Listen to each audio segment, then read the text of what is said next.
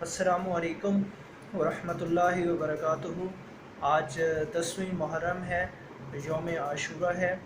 اور اس دن بہت سارے واقعات ہوئے تاریخ میں۔ حضرت موسیٰ علیہ السلام کو اور آپ کی قوم کو فرعون سے نجات ملی۔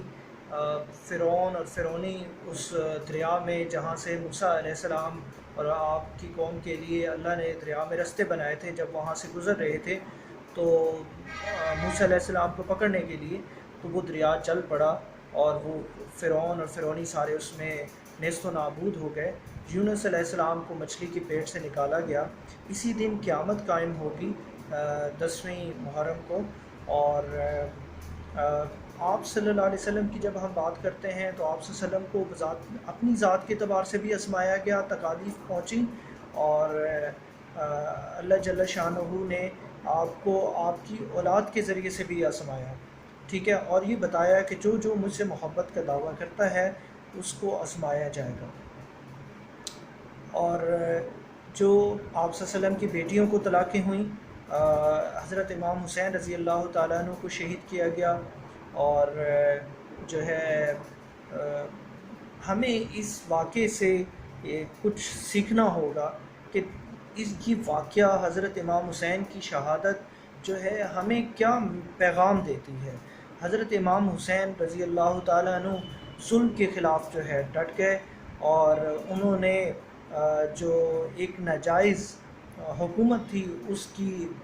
جو یزید کی حکومت تھی اس کی بیعت نہیں کی، اور جو ہے محاصرہ کر لیا گیا حکومت کی طرف سے، اور ان کے آپ کو اور آپ کے خاندان کو شہید کر دیا گیا۔ تو کیا ہمیں 1400 سال پیچھے جانے کی ضرورت بھی ہے، لیکن میں آپ کو کچھ اپنے گربان میں بھی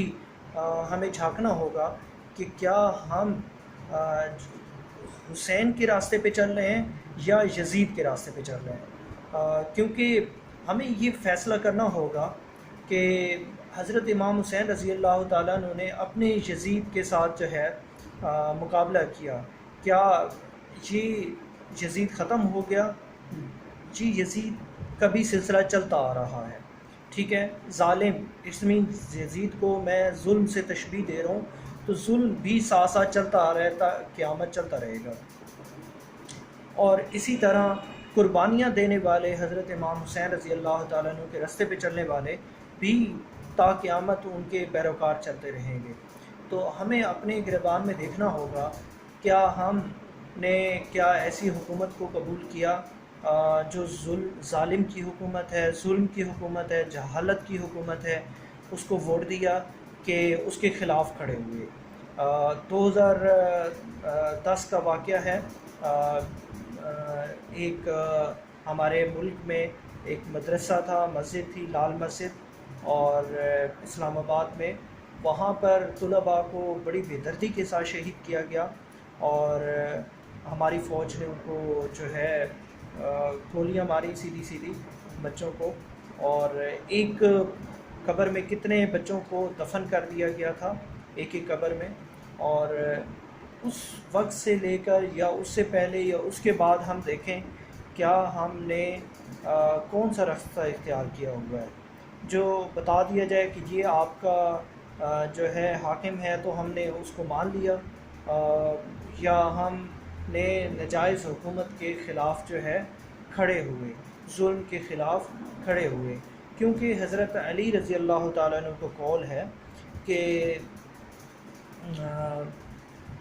کفر کی حکومت تو چل سکتی ہے لیکن ظلم کی حکومت نہیں چل سکتی۔ تو ہمیں ہمیشہ ظلم کے خلاف کھڑا ہونا چاہیے، اور مظلوم کے ساتھ ہونا چاہیے، ظلم کے خلاف ہونا چاہیے اور مظلوم کے ساتھ ہونا چاہیے، ٹھیک ہے، چاہے مظلوم جو ہے وہ کافر ہی کیوں نہ ہو، ہمیں اس کا ساتھ دینا چاہیے، اور ظالم چاہے مسلمان ہی کیوں نہ ہو اس کے خلاف ہونا چاہیے۔ اور